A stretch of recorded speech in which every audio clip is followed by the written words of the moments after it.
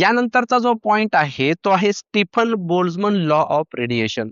आता हा एक अत्यंत महत्वाचा लॉ आहे, याला आपण व्यवस्थितपणे समजून घेऊयात. सर्वात आधी एक गोष्ट लक्षात ठेवा, स्टीफन यांनी आपल्याला हीट आणि टेम्परेचर यांचं एक नातं असतं असं सांगितलेलं आहे. त्यांच्यामध्ये एक रिलेशन असतं.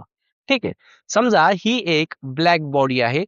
या ब्लॅक बॉडीला आपण हीट सप्लाय करतोय. हीट सप्लाय केल्यानंतर या बॉडीचं टेम्परेचर वाढणार आहे आणि ही बॉडी सराउंडिंग मध्ये हीट एनर्जी रेडिएट करणार आहे. मग ज्यावेळेस ही बॉडी सराउंडिंग मध्ये हीट एनर्जी रेडिएट करते, त्यावेळेस त्याची इंटेन्सिटी किती असते याबद्दल ते बोलतात. ते म्हणतात की ज्यावेळेस ही बॉडी सराउंडिंग मध्ये एनर्जी रेडिएट करेल, तर त्याची जी इंटेन्सिटी असते, जी रेडिएशन इंटेन्सिटी असते, ती रेडिएशन इंटेन्सिटी त्या बॉडीच्या ऍब्सोल्यूट टेम्परेचरच्या 4th पॉवर इतकी असते. Radiation intensity is directly proportional to the 4th power of its absolute temperature. म्हणजे जर या बॉडीच्या टेम्परेचर मध्ये जर थोडी जरी इन्क्रीमेंट होत असेल, तर त्या ठिकाणी जी इंटेन्सिटी आहे ही जास्त प्रमाणामध्ये रिलीज होत असते. जसं की फॉर एक्झाम्पल जर मी या ठिकाणी म्हणालो की टेम्परेचर जे आहे ते या ठिकाणी 2 ने राईज होत आहे, 2 ने वाढत आहे. मग टेम्परेचर जर 2 ने वाढत असेल तर 2⁴ जर आपण केलं तर त्या ठिकाणी आपल्याला 16 भेटेल. म्हणजे इंटेन्सिटी जी आहे ती 16 टाइम्स वाढणार आहे. येतं लक्षात? मग हे रिलेशन कशामध्ये झालं? हे रिलेशन झालं हीट आणि टेम्परेचर मध्ये. म्हणजे ज्या वेळेस ह्या बॉडीची टेम्परेचर तुम्ही वाढवताय, टेम्परेचर वाढवल्यामुळे काय होणार आहे, ही बॉडी सराउंडिंग मध्ये एक प्रकारची एनर्जी रेडिएट करणार आहे. मग ती जी एनर्जी रेडिएट होईल त्याची जी इंटेन्सिटी आहे ती इंटेन्सिटी किती असणार आहे? ती असणार आहे T⁴ एवढी.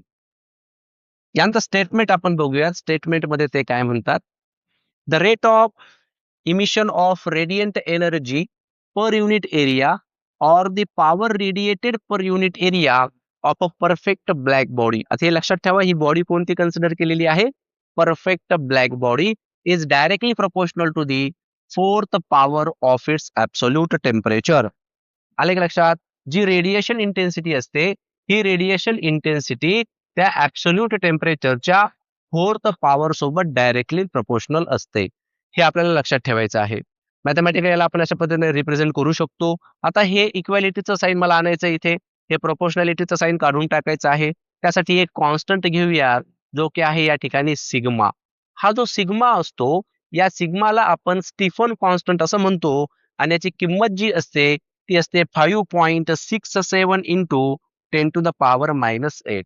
याचं जे युनिट आहे ते आपण joule per metre square second kelvin raise to 4 असं म्हणू शकतो, किंवा watt per metre square kelvin raise to 4 असं देखील आपण इथे म्हणू शकतो. ह्या दोन पैकी कुठला युनिट तुम्ही लक्षात ठेवा, पेपरलाही लक्षात ठेवा.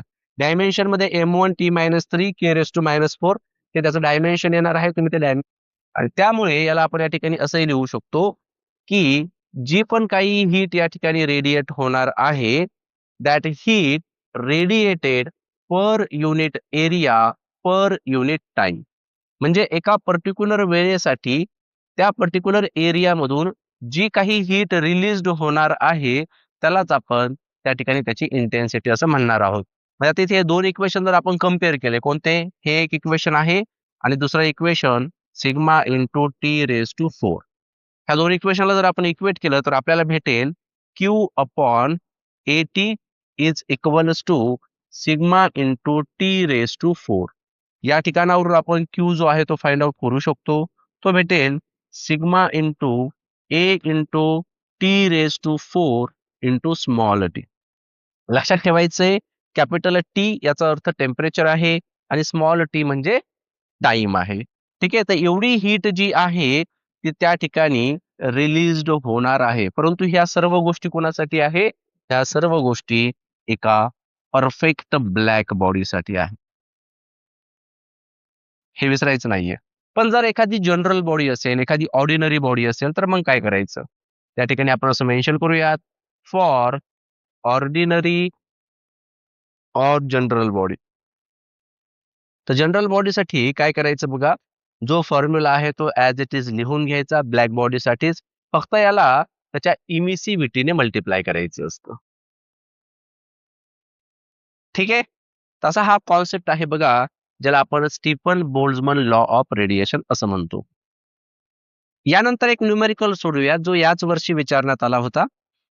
Calculate the energy radiated in 1 minute. आता या ठिकाणी गिव्हन मध्ये आपल्याला टाइम आहे. टाइम दिलेला आहे 1 मिनिट म्हणजे 60 seconds. By a perfectly black body of surface area 200 centimetre square. So 200 centimetre square is area.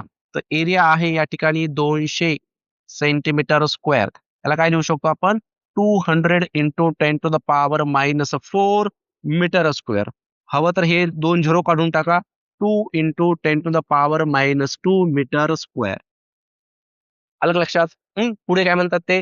When it is maintained at 127 degree Celsius. So temperature is also given, that is 127 degree Celsius. त्याला convert करा आता kelvin मध्ये. म्हणजे किती म्हणणार आपण? 127 plus 273 म्हणजे किती झालं हे? 373 आणि 27 400 केल्विन. आलं का लक्षात? ठीक आहे. आता आपल्याकडे फॉर्म्युला आहे त्यासाठी आताच आपण ड्राईव्ह केला. Q is equal to sigma into A into T raise to 4 into small T. किमती टाका यामध्ये. So Q is equal to sigma. Sigma किती आहे? 5.67 into 10 to the power -8 into area.